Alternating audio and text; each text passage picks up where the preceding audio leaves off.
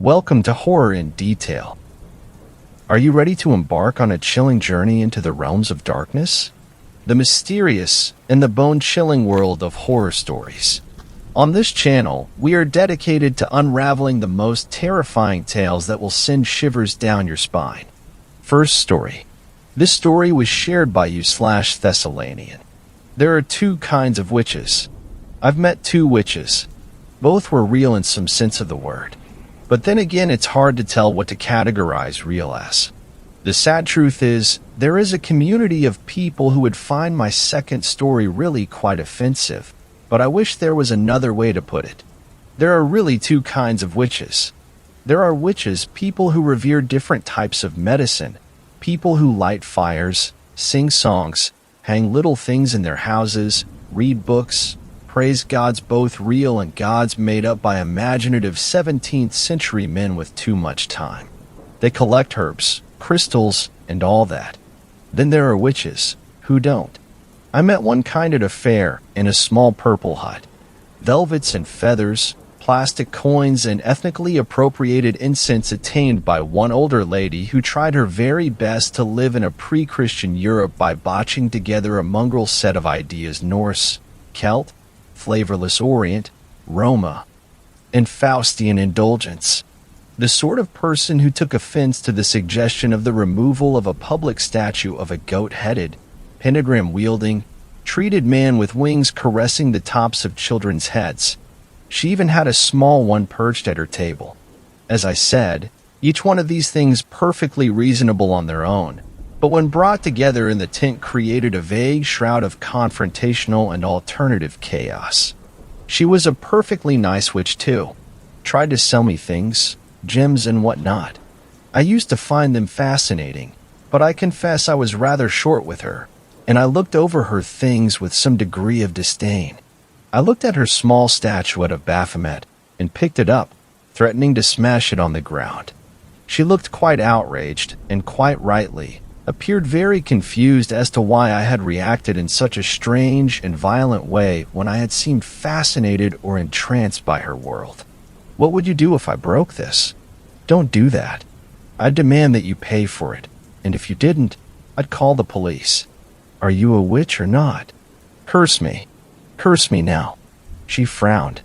You people are all the same. You're infringing my religious rights. How dare you mock me?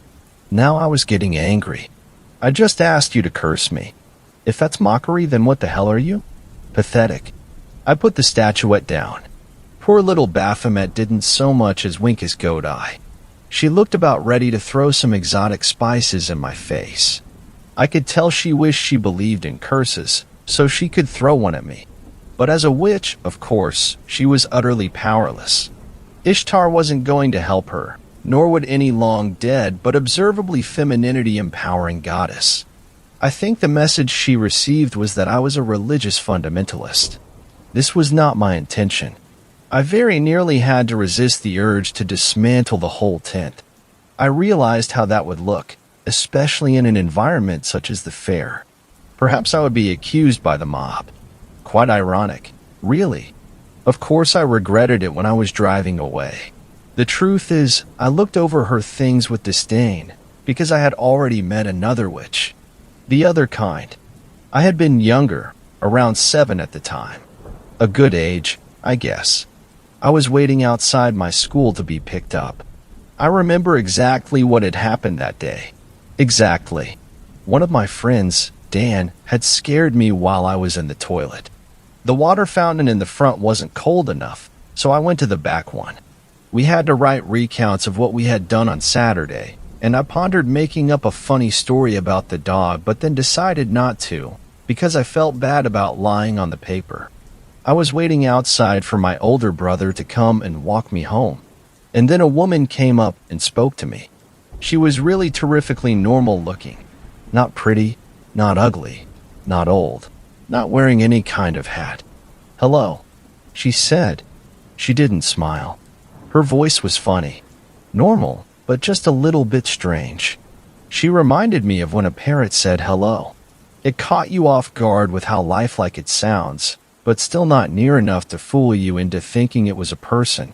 But nevertheless, if you heard that hello in an empty house, I couldn't move. I wasn't scared, but I couldn't move and didn't know why. Then she stood up and walked away, and my body got up and followed her. I was really only worried because my brother would wonder where I was. She walked ahead, and I walked behind, my head down, and started to cry. She didn't care. She kept walking and turned around and smiled at me then. I couldn't believe it. I had never seen an adult behave that way.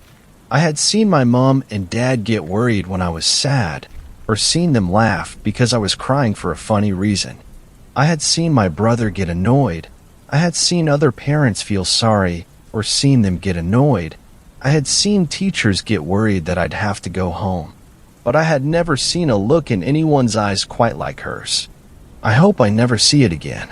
It was only for a split second, as her face passed under the shadow of a tree, and I felt like I had seen something I very much was not supposed to. It was like her eyes were a little tiny bit too wide, and a little tiny bit too red and veiny, and her pupils were a little tiny bit too small. Her mouth was stretched a bit too upwards and not enough sideways, and her teeth were a bit too straight. I could see her tongue pressing hard behind those straight teeth. I cried, my head down, and she smiled at me that way, and I stopped. I just felt like I needed to. I don't know how long we were walking for, but day eventually turned to night, and we were still going, off the road and into the trees. But something was odd about them too. I could hear no birds or crickets, just the wind and our footsteps. But hers were quieter. In the distance, there was a bonfire, I think.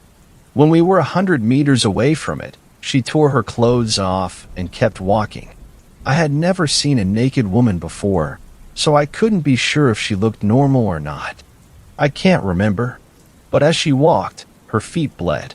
I could see the bonfire now, closer, and what I saw was enough to break me out of the hold she had. Dark shapes, dancing and leaping around the fire, twisting all wrong. Then they turned into people, then back into things. Twisted lolling tongues, pale faces in the flames. Things dancing. She turned around and went to grab my hand. I pulled away. She went to grab it again. When she did, I ran. I turned and ran as fast as I could. I had never truly understood what that meant until right now. My feet scraped on the leaves, my arms jolted, my legs burned, my chest hurt, my lungs gasped. I could not hear behind me for certain. My feet fell loudly on the ground, and my blood rushed in my ears. But I could feel her fingers brushing on my shoulders, touching the back of my head, pulling my hair. Sometimes I felt them at my back, just missing my legs. I would go for minutes feeling nothing, and just as I felt too tired to go on, there her fingers would be, there her breath on the back of my little neck, my hairs raising. And then I heard her screaming. The sound was coming from far above and behind me. The sound was not a woman screaming. Whether she had grown to be horribly tall, or if she was flying through the woods after me, I don't want to know. I didn't want to know.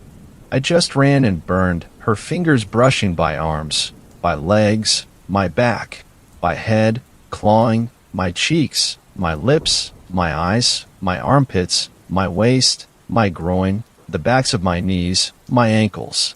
I ran until I was out of the dark, quiet woods and back into the daylight. Suddenly I felt nothing touching me anymore. But I kept running still, and the fact that it had stopped only made it feel worse. If she had stopped, she was trying to hide.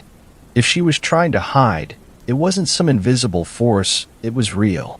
And if what I had felt had been real, and she had hid it from the daylight, then what in God's name had she looked like?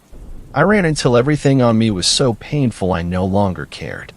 I didn't want to look behind, because I remembered this thing my mom always used to say to scare me, and I knew that if I looked around now, I would always remember the two things together. It was one of those times when a phrase repeats and repeats in your head, and you don't know why. Like one who, on a lonely road, doth walk in fear and dread, and, having once turned round, walks on, and turns no more his head, because he knows a frightful fiend doth close behind him tread. I turned around the street corner. Only then did I look behind. I looked forward, then behind, then forward, then behind, watching the corner, always waiting, always expecting to see something. Eventually I did.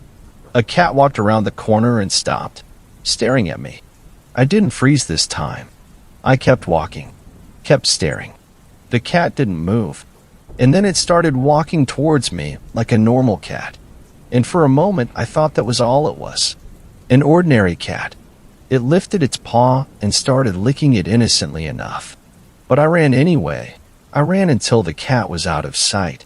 Because just for the tiniest moment, the cat had human hands, with long spindly fingers spidering on the bricks of the pavement. Second story. This story was shared by you/veteran64. Strange creature spotted and pursued during a bonfire. Background: last week at my friend's farm, northern Illinois. It's a large plot with a forest to the north. Our bonfire was near his barn, about 100 feet from the woods, with crops to the west and south. 12 of us at the bonfire.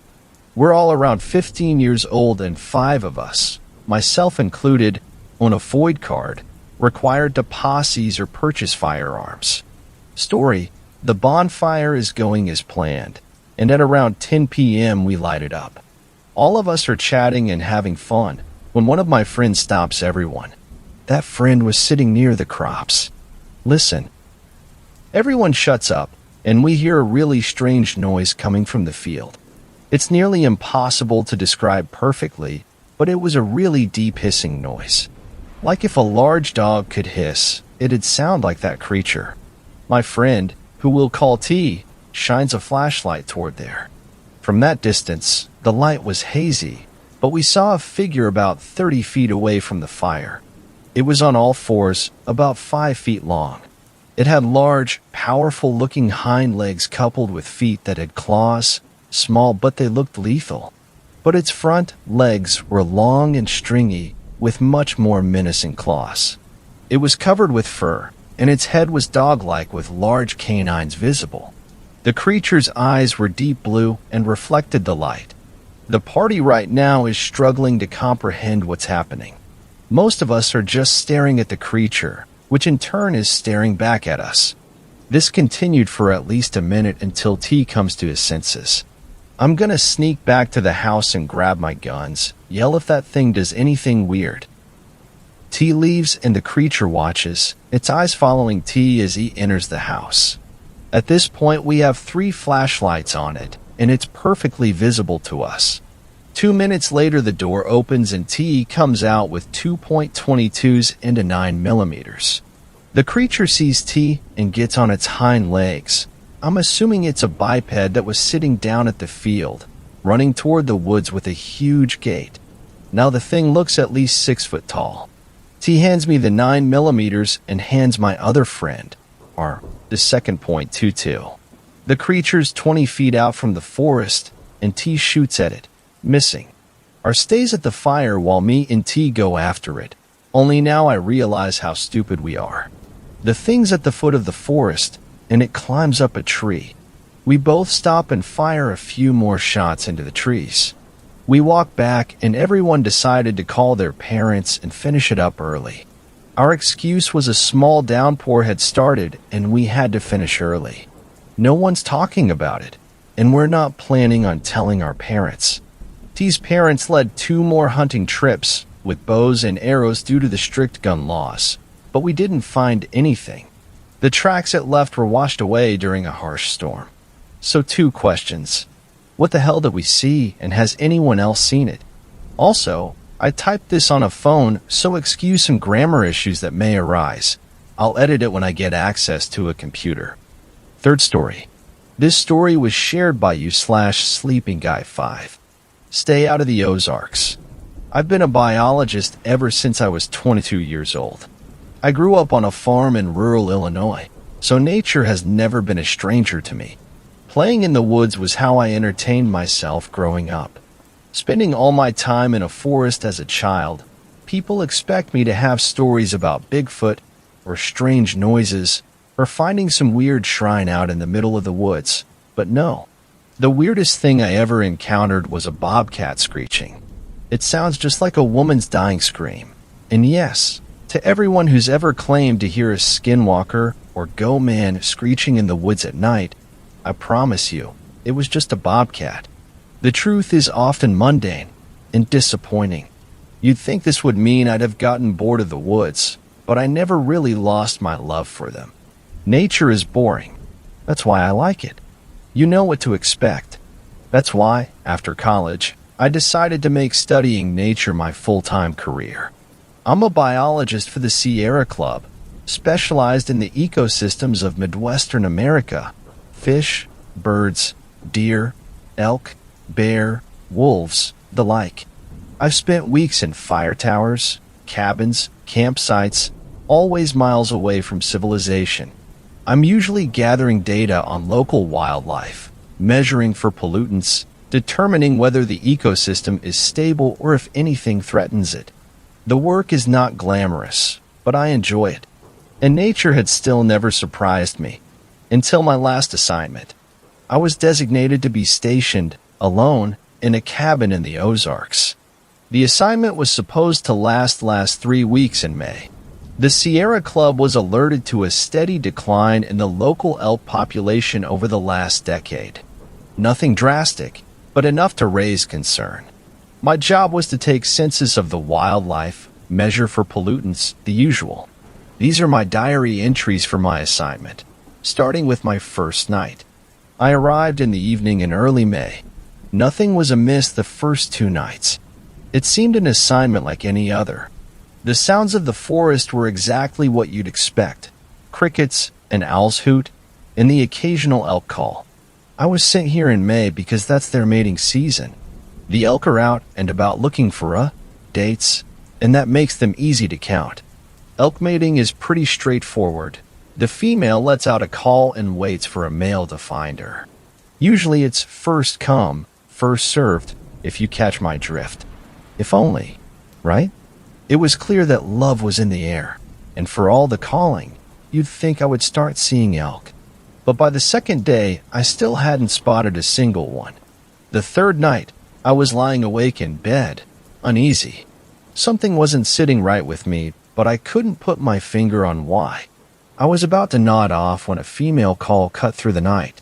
I sighed. That was the second time that night I'd heard her. What? Are the fellas having a guys' night in or something? And that's when it finally hit me. I shot bolt upright in bed. For the last 3 nights, I had heard nothing but female mating calls.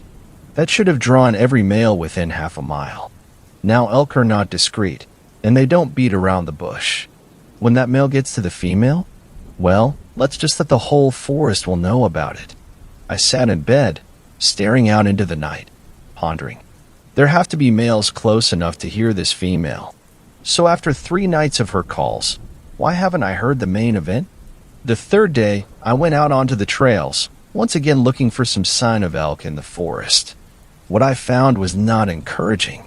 About a quarter mile from my cabin, I was trekking down the trail when I noticed something 30 feet into the woods. A large, brown, fuzzy mass lying in the brush. I smiled. An elk taking a midday nap?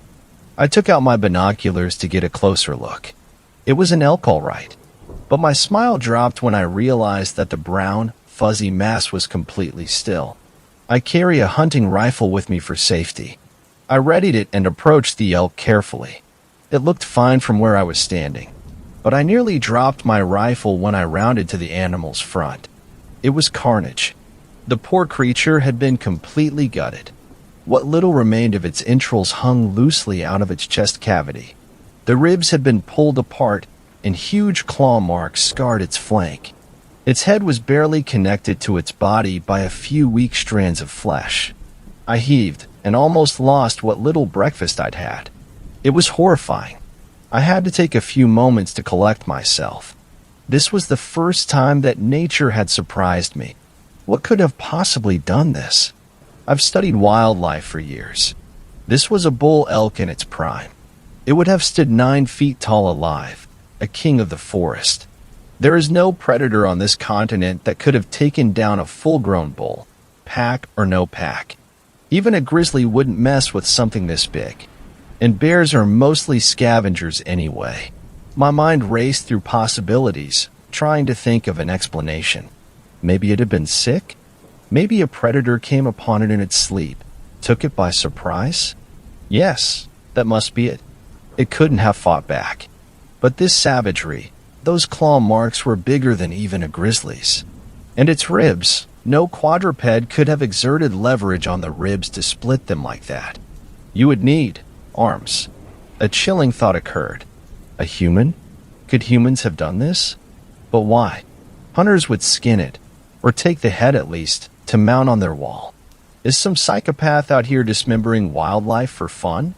And that still wouldn't explain those gruesome claws. Whatever this was, it needed to be reported.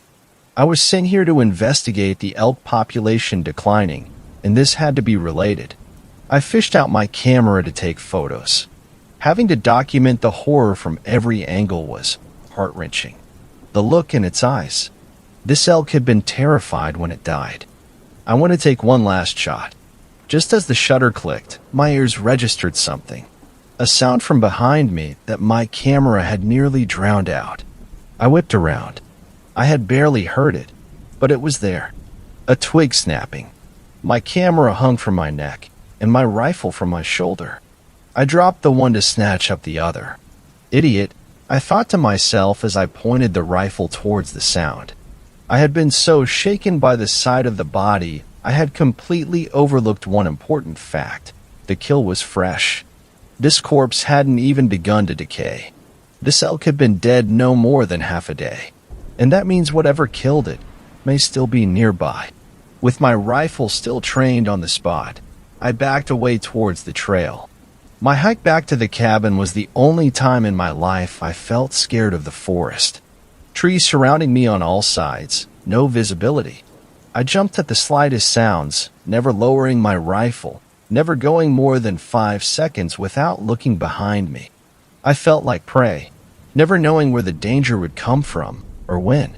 I didn't relax until my cabin door was closed and locked behind me. I spent the rest of my day inside the cabin, shaken. I readied the photos and sent them to my supervisors.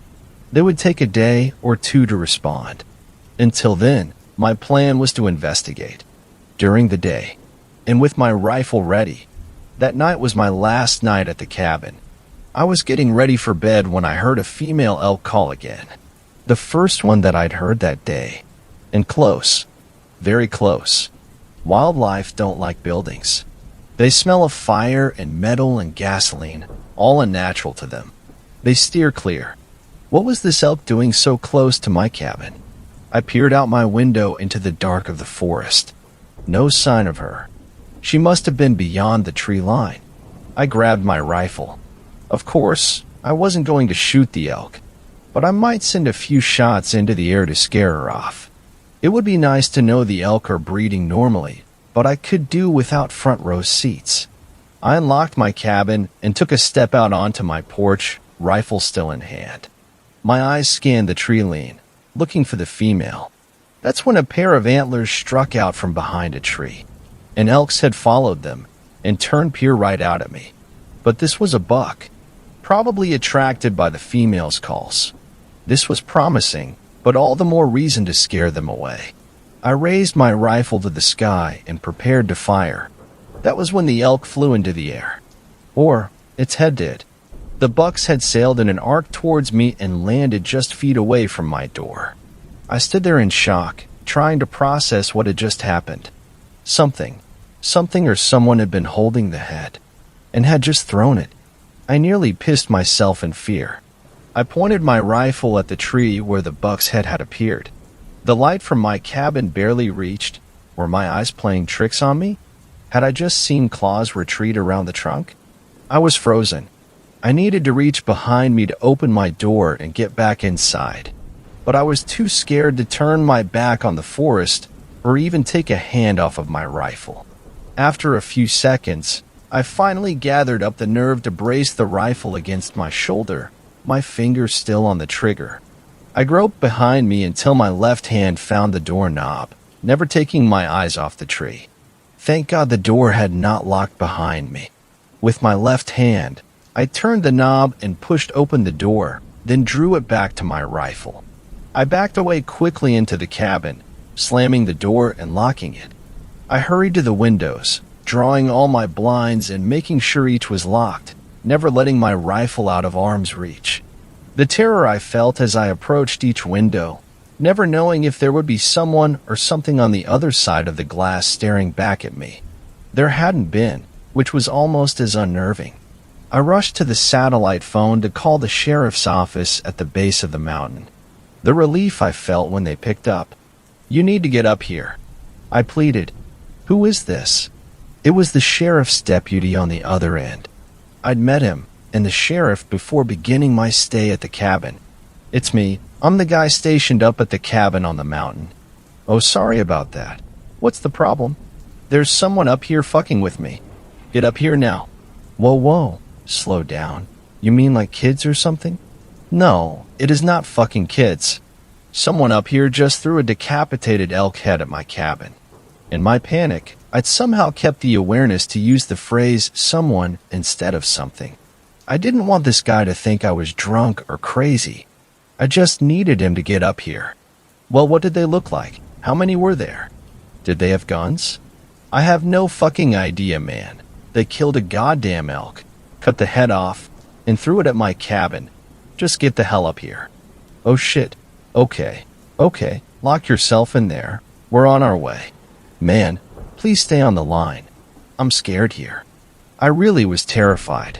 I wanted someone to stay on the phone with me, even if it couldn't help me. The man replied, "I can't get to you and stay on the line at the same time. I'm calling the sheriff now. We're on our way. Just lock yourself in and stay there." The man hung up. I swore. I was alone again. A female elk call rang out again. This time it was even closer. It sounded like it was right outside now. I took up my rifle again. That's when the tapping started. While I was talking to the deputy, I hadn't been watching the windows. The sound was coming from the window to the right of my front door. My eyes widened in horror. A single gray claw was tapping on the right edge of the window. Just one claw. Whatever it was attached to wanted to stay out of sight. The claw stopped tapping. Instead, it drew itself along the window and out of my sight, leaving a long, ugly scratch. The sound was horrible, but it didn't stop when it left the window. I could still hear it dragging along the wooden walls of my cabin. The creature was scratching through solid wood. Could it break through my windows? Why didn't it? My knees shook. I tracked the sound of the scratching with my rifle. My mind raced. Could this thing get in? How long until the sheriff showed up? I was high up on the mountain. The drive up here took 45 minutes. Even if they hurried, it might be a half hour. Even if they did get here, could they stop this thing? Should I make a run for my truck? No. Whatever that thing was, it could get to me before I got the truck up and running. Something nagged at the back of my head, but I could barely think. The scratching was louder and louder. Whatever this thing was, it had torn a bull elk to shreds. How could I stop it?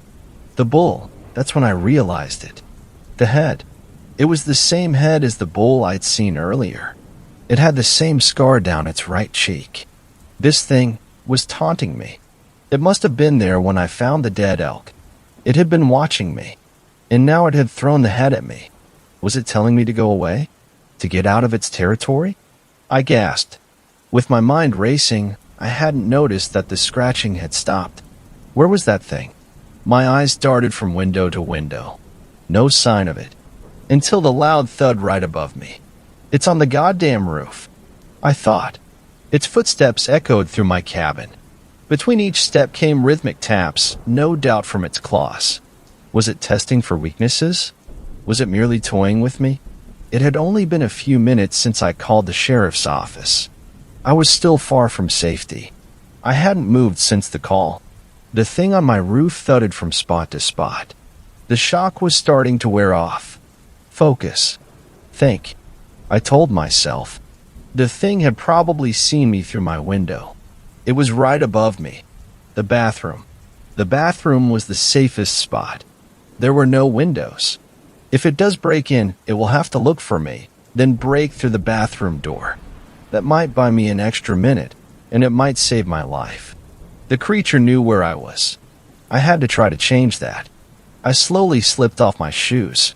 Keeping my rifle trained on the roof, I kicked a shoe towards my bed. Sure enough, the thuds on my roof followed, stopping right above the spot where my shoe had landed. It's tracking me. I slowly shuffled to the bathroom, not raising my feet, afraid to make a sound. Praying that the door would not creak, I opened the bathroom, preparing to lock myself inside. I was shutting myself in, hoping that I wouldn't die in this bathroom, when I heard a loud scratch, followed by a dull thud. It had jumped off the roof. It was on the ground again, outside the cabin. Why? Was it going away? I was afraid to hope that maybe it had gotten bored. Maybe it had found some other prey. That was when I heard the woman scream. I gasped and covered my mouth. How was that possible? No one else is up here.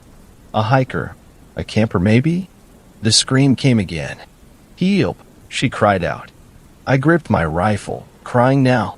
I was frozen in fear. That thing was out there, chasing some poor woman, and I was too cowardly to help her. I just wanted to stay in that bathroom, hiding, hoping that every second the thing spent chasing that woman was another second closer to the sheriff getting here. I don't know how long I sat there, cowering. Another, more desperate scream. "Help me!" There was something in her terror. She was more scared than I was. And there I sat, letting her die. My shame overcame my fear. I gripped my rifle tighter and left the bathroom. I marched to the door, ready to face whatever this creature was. Maybe I could distract it, buy time for her to get away. Maybe the sheriff would find her, even if the thing got me first. Just as I was reaching for the doorknob, she cried out again. A pained, dying scream. I was too late. That thing had gotten to her. I was a coward, and because of that, she was dead. The woman moaned in pain, this time just a few meters away from my door. This must be her final moments. And I listened, safe in my cabin. She groaned once more, but this sounded different somehow, it was. My eyes widened in shock and realization. I drew my hand from the doorknob, as if it had burned me. I had never unlocked it. Thank God. The moan came again. This time, unmistakable. That was not a moan of pain or terror. It was an entirely different kind of moaning. I backed away from the door. "You motherfucker," I muttered. "You almost got me." It all made sense now. There never was any female elk. Mimicry is a common adaptation in all ecosystems, both for prey and for predators. This thing, it let out female elk cries to draw in males. And then, well, I had already seen the result in the forest. That's why I never heard the elk mating. There was no female waiting for them, only this monster. And now it was trying the same tactic on me. I nearly sobbed in terror. It had tried to lure me with the sound of a woman in distress. It thought that might draw me out. When that didn't work, it switched to its tried and true method, a mating call. I aimed my rifle at the door. The moans continued, louder and more intense, building into a climax. I was nauseous at the thought of whatever it was out there, squatting in the dark, mouth agape, emitting this perversion of a woman's voice, trying to draw me out into the dark and rip me apart just like that elk. I stood with my rifle trained at the door, not moving. I had resolved that I was going to stand there until the sun rose or until the sheriff came. And the moment I saw this thing, I was going to shoot it. I don't know how long I stood there among the echoes of that sick creature. Eventually, the moans puttered out, and I was left in silence. Until the tapping began again, in the same spot as before. There it was, that single gray claw, tapping on that same spot where it had scratched the glass. But then a second claw joined it. Then a third. It drummed them along the glass. Slowly, ever so slowly, a patch of gray fur poked out from the edge of the window. Time stopped. and the creature brought its face into full view. It was terrible, like a sloth, but its mouth and nose were caked in blood. It had tiny, beady eyes, front-facing, a predator's eyes, large, pointed ears, almost like a bat, thin, cracked lips. The monster looked right into my eyes. It cocked its head, and then it pulled those terrible, bloody lips back into a smile. Its razor-sharp teeth, still stained with blood and flesh, I'll never forget them. It pointed that hideous grin at me as it drummed those claws on my window. Shoot, shoot, shoot, I told myself, but I was frozen. This thing was going to kill me. Light poured through the front window. The monster disappeared out of sight. The sheriff and deputy had arrived in their truck. The two of them sauntered up to my porch and knocked. I had to shake myself out of my stupor and open the door. Both of them backed off and drew their weapons at me, screaming at me to put the gun down. I was still in shock. I think the only thing that kept them from shooting me was the terrified look in my eyes. They asked me what the hell was going on. I could barely speak. I just kept frantically repeating that they needed to get inside, that it was still out there. They eventually told me to come with them down to the sheriff's station. At first, I refused to leave the cabin. They sort of half-dragged, half-walked me to the truck. They said I was like an owl the whole ride down, my head on a swivel, always scanning the tree line for it. I must have fallen asleep after I got to the station. I woke up the next morning in a cell. I was confused and disoriented. I nearly wept from fear when I finally remembered everything I had been through the night before. The sheriff and deputy sat me down in a room and asked me what the hell happened that night. I was silent at first. I didn't know what to tell them. If I told the truth, they'd think I was crazy. They asked me about the elk's head that I'd told them about during the call. It was gone when they got there. Just a bloody stain on the ground where it had been lying. I made up a story. Said that some kids were prowling around my cabin, making noises, trying to scare me. I called the sheriff's office because I thought I saw one of them with a gun. The sheriff only made me go over the story once. He seemed satisfied. He took me back up there the next day to collect my stuff. In broad daylight, of course. Sure enough, there were deep scratch marks along the side of the cabin. The sheriff didn't look at me. Kids, he said. We collected my things quickly and hurried back down the mountain. I reported to my supervisors that it was probably overhunting causing the population decline. They would never believe the truth. The sheriff saw me off while I was waiting for the bus to take me back home. He shook my hand and drew me in for one of the manly half-hugs. He gripped my shoulder. "Don't come back," he whispered. I gave him a confused look. He stared me right in the eyes. "It knows you now, has your scent, seen your face, heard your voice. You got away once. It won't happen again. So don't ever come back." That was years ago. I burned the clothes that I had worn that trip, so there's no way they'd end up near the Ozarks again. Never been back anywhere near the Ozarks. And anyone who's ever asked me, I always tell them to steer clear. I've spent so much time trying to forget what I saw that night. But that face, I remember every detail. It's kept me up so many nights with so many questions. What the hell was it? Some freak of nature? A mutant that somehow survived past infancy? Something supernatural? An alien? Those ears, perfectly crafted to detect minute sounds, just like a bat. That explains its mimicry. It grew up in that forest, hearing the elk calls.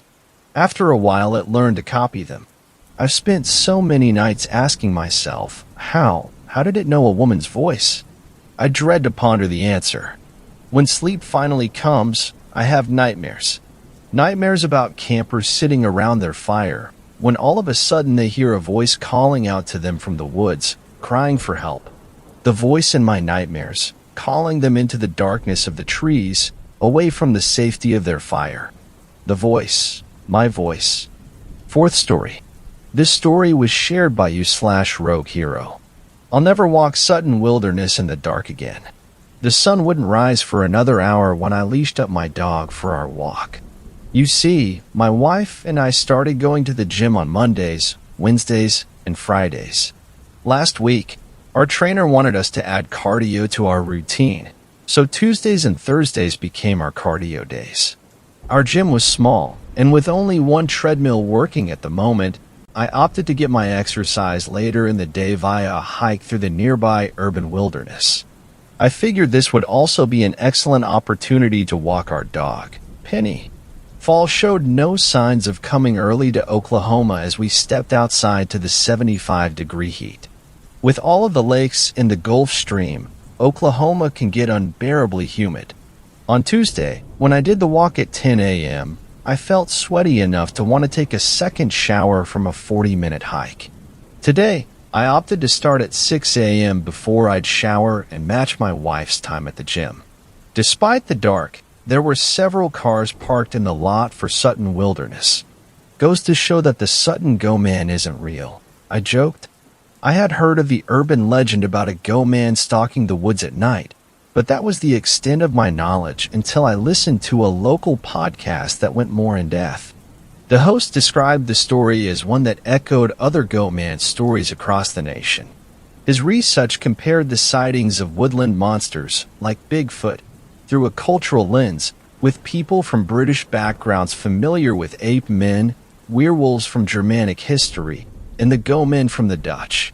Similar to other go-man stories, this creature existed near a hospital, or in the case of Sutton Wilderness, a psychiatric ward. The urban wilderness was once grounds for the Griffin Memorial Hospital, an old Central State mental hospital.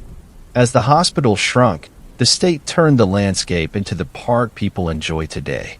According to urban legends, the hospital found a baby deformed with horns to the point they thought the child was a goat at first.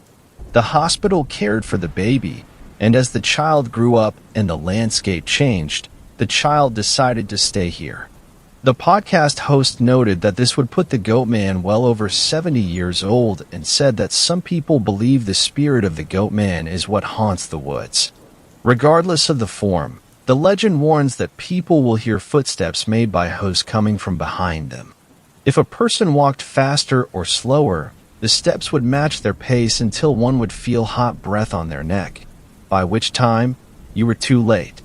If you turned around, the go-man would grab you and drag you deep into the woods, never to be seen again. The main trail for the park was about 1.5 miles long, with the two main entrances looping back at a wooden pavilion. We took the path to our right. Although it was dark, and I could barely see with all of the tree coverage, I was more concerned about my dog eating something she shouldn't than anything else. The city had widened the trails a couple of years ago to give people more space when crossing each other and reduce the tick population. My dog stopped.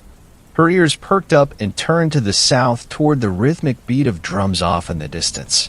I tugged on her leash and assured her, "It's just the high school band practicing, Penny." I was over a third of the way on the trail before I encountered my first person. They appeared to be an older gentleman, hard to say with the blue disposable face mask, long-sleeve shirt, pants, and fisher hat they wore. I nodded my head hello, and they walked past without saying a word. When we got to the long straight path near the pond, something behind us caught my dog's attention. I turned around, and there was a white light floating through the bushes, moving fast along the trail and getting closer. I'm ashamed to admit that my brain took a long moment before realizing this was a headlight from a bike. In my defense, bicycles were not allowed on the trails. I pulled Penny closer to me as we moved to the side and let them pass. Penny and I came to the final stretch of the woods, which had the thickest tree coverage. Penny's tail curled inward as she got closer to my side. An educational sign about life in the woods highlighted the various animals one could find, such as bark beetles, ornate box turtles, cedar waxwings, bobcats, easternwood rats, and downy woodpeckers. Back away from the sign was a hut made out of fallen tree branches. I always viewed this fairy house as something fun for kids to explore, but not today. There were pieces of the bike I saw earlier scattered on the ground. The bike looked like it had been mangled by some machine, as no person or creature could do that kind of damage. I turned on my phone's flashlight. While I stayed put on the paved trail, I used the light to follow the bike pieces to the hut. Something moved inside. I cut away the shadows with my light and revealed a pair of green eyes reflecting at me.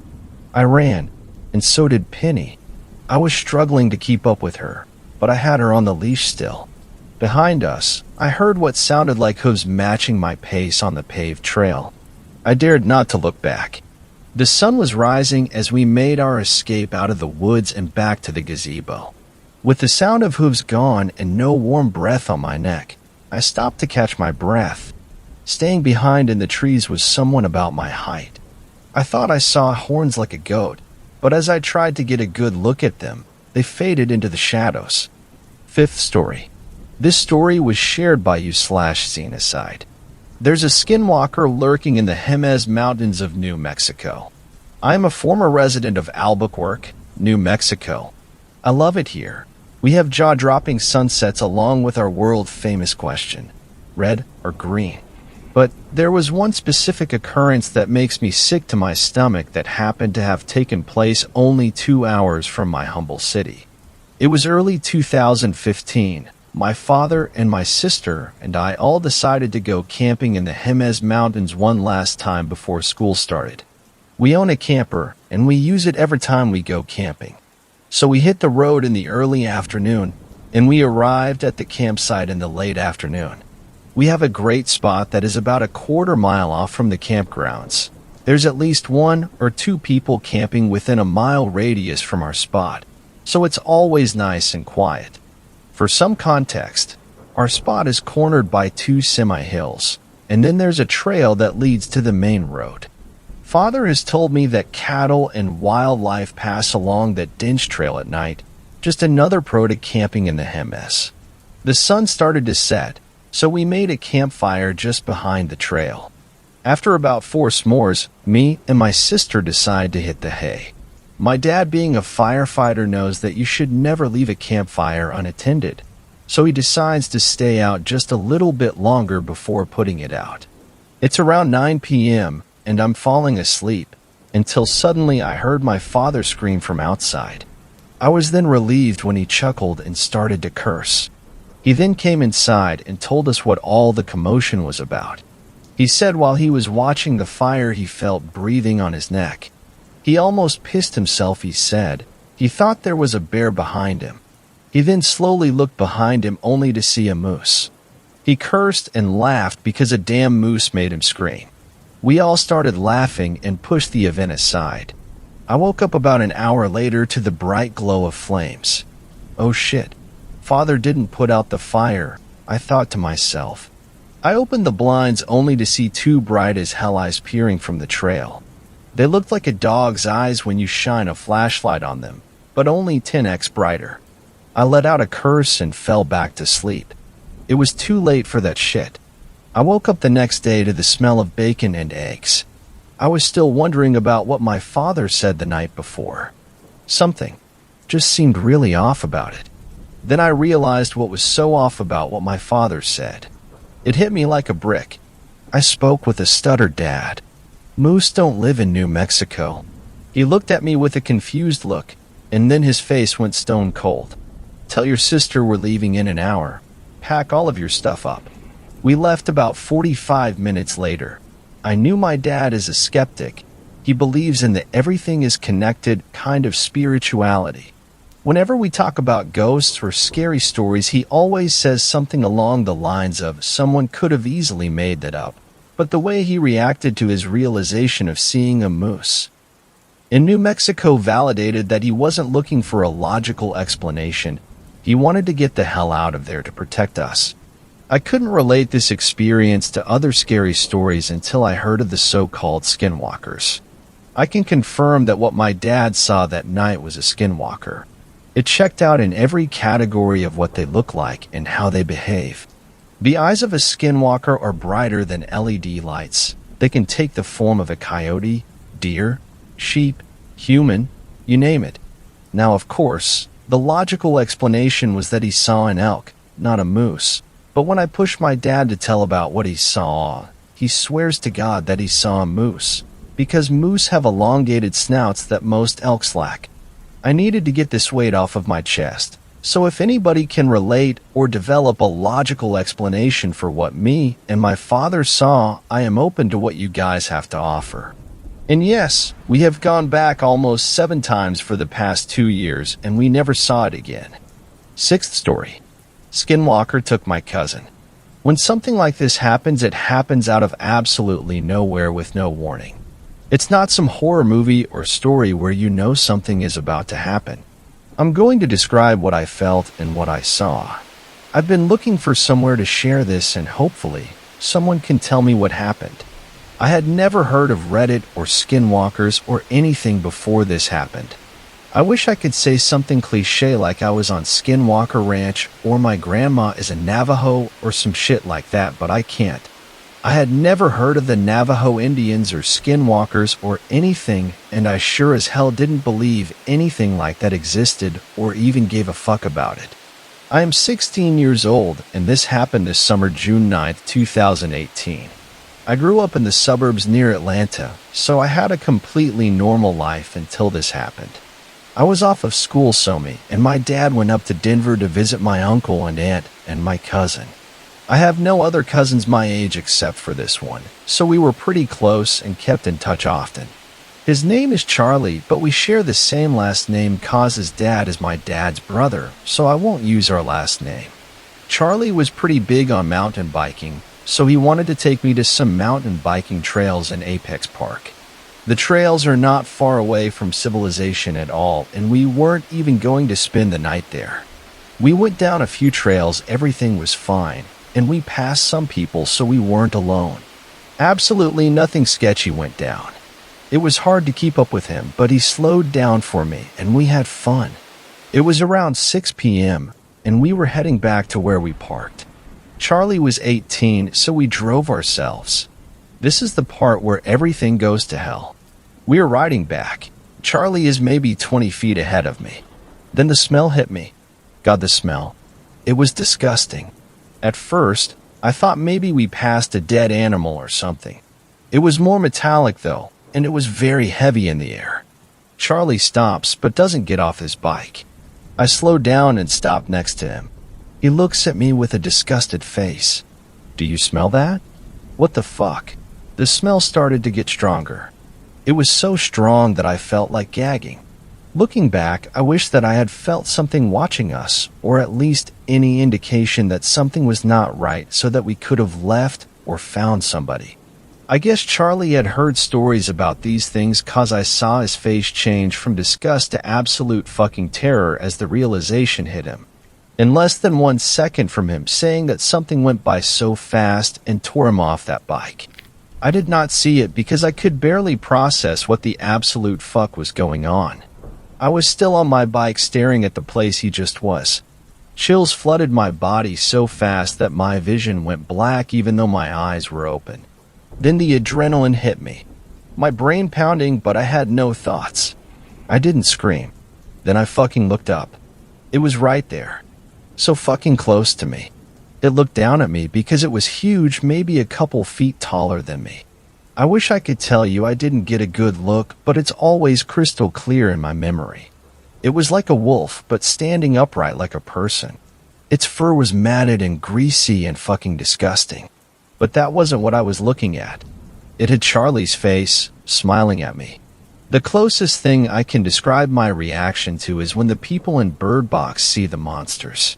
God, I am crying writing this right now. The smile was pure evil but indescribable. Its mouth was way too big, and it was literally smiling from ear to ear. Then the eyes. Oh God, the eyes. They were pure black but not glossy. Like the black that absorbs 99% of light. At first, I couldn't even tell if he had eyes, but they were blacker than empty, if that makes sense. It is very hard to describe this. It wasn't breathing, just standing absolutely still. I could feel the strength radiating off of it, like a power not of this earth.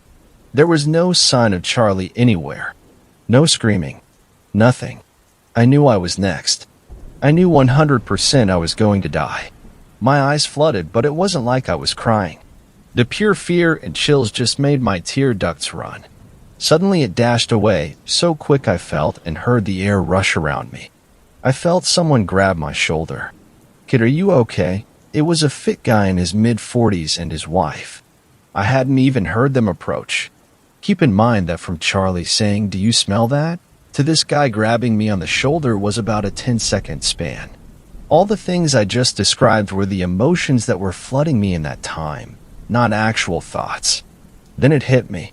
I couldn't speak. I was gasping for air, my head pounding, vision blurry. "Are you okay, kid?" I just cried, and I was trembling so hard the guy thought I was having a seizure. I don't remember leaving the trail. I just remember getting to the exit, then getting to the hospital. Charlie is gone. After that, he went missing, but I know he is dead. They only found his bike completely destroyed. They sent a search party after him. No one believed me. They think he just got lost and or attacked by an animal. I went home. I have diagnosed PTSD now and nightmares almost every night. My life has been completely destroyed by this, and I know nothing will ever be the same. I couldn't leave my house for a long time. The days after that I spent researching what that thing was, and the closest thing I guess would be a skinwalker. It's nice to know I'm not the only one, and people on this site can actually believe each other. Everyone thinks I am crazy. 7th story. The day the chupacabra was born. It is not common knowledge that the myth of the chupacabra began in Puerto Rico and not Mexico, as the myth was popularized by the country of Central America. I never myself knew this until I searched online and found out the truth. Considering my grandparents lived during the time the first recorded incident happened, I decided to ask them if they recalled any news surrounding it at the time. My grandma unfortunately didn't live in Puerto Rico when it happened, and even if she did, she mostly forgets about a lot of things of her past. Don't worry, she has always been like that. My grandpa, on the other hand, looked at me with a serious face and then spaced out at another direction, like if he suddenly remembered something deep in his very old memories. He said, "Cojones, hace tiempo que no me acordaba," which meant it was a very long time since he recalled those memories, but he gladly accepted.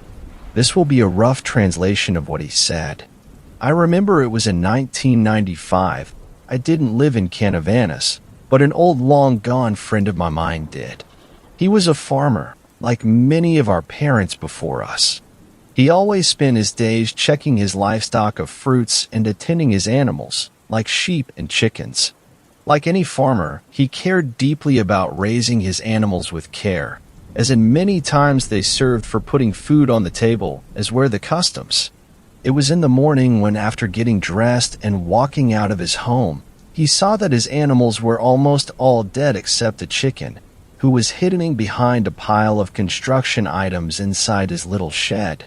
All of them had 2 holes on their necks and a large hole on their buttocks. It seemed like something had sucked the blood dry from the necks and then were carved from their backs in order to dry them even more. He wasn't the only one. Almost every animal in his little town had been killed just the same. It became such a spread concern that authorities were getting involved. The town folk were addressed and told that there is no danger, as in this could be just a wild animal. My friend thought they were all just a bunch of liars and decided that he would keep an eye out on any movement or sounds near his home. A couple of days passed, and a sound woke him up in the middle of the night.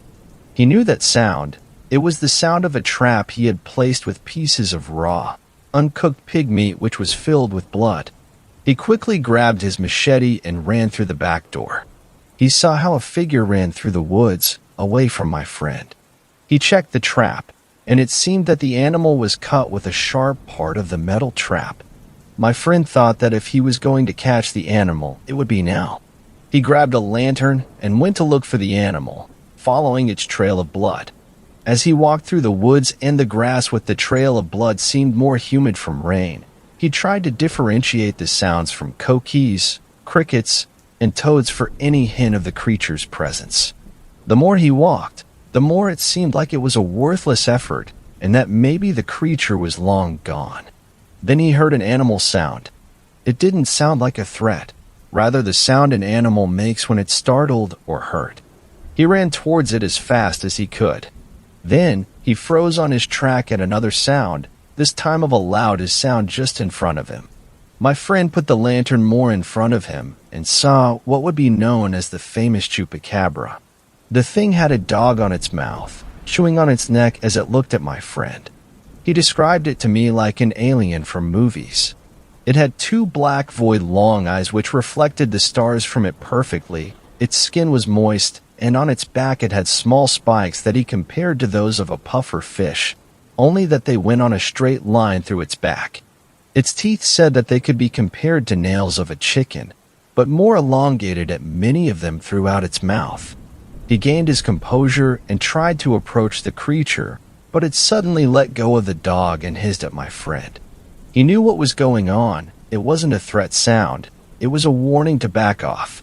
He was foolish and always stubborn, always thinking he knew everything in life even before growing white hair. My friend shouted at the creature, and the creature was startled and took a few steps back, but then it stood slowly from his 4 legs to only being on 2. He noticed then that was bigger than him, as he was a short guy. The creature then gave a hellish screech sound and ran towards my friend, tackling him to the ground. He grabbed the creature's neck and tried to push it off.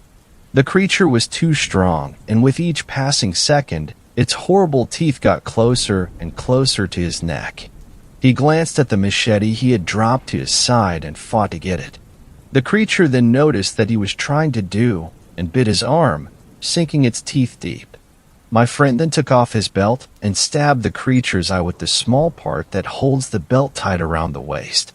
The creature let go as it tried to deal with the pain. My friend then used the machete and sliced on the creature's shoulder, spreading blood everywhere. My friend screamed louder and approached more and more the creature. It hunched itself and ran on the opposite direction from my friend into the deep woods. At this point, my friend heard the neighbors coming from behind him, as they had heard the fight between my friend and the creature. He said he had dealt with El Demonio de Mierda and needed to go to the hospital. When he got there, he was treated for his wound and pridefully explained that he had dealt with the farm animal killer. A day had passed, and while he was on bed, 3 men came to him. They were wearing black suits and looked to be gringos from United States. One of them talked Spanish surprisingly fluently and basically told my friend that he would have to shut up about everything and to not talk about his incident with the creature. They offered him a few $1,000s in cash, which he gladly accepted. After that, the mayor of the city reportedly searched for the creature everywhere with the local authorities, from rural parts where my friend lived to near urban sectors, but to no avail. My friend then used the money to get a better home to an urban neighborhood, and that was the end. I asked my grandfather he even believed his friend in the first place because it seemed like a wild story. He then told me that he was never convinced it was real and always thought that the scar on his arm was just that of the dog that he had found, not killed by the chupacabra, but rather his own machete. It made sense, but I would like to think how awesome it would have been to see a farmer wielding a machete face such a horrid mythical monster. I sure would pay to see such a spectacle. Thanks a lot for watching the video till the end. Subscribe to our channel Horror in Detail. Drop your opinions/suggestions in the comments section, and like the video as it helps with the YouTube algorithm.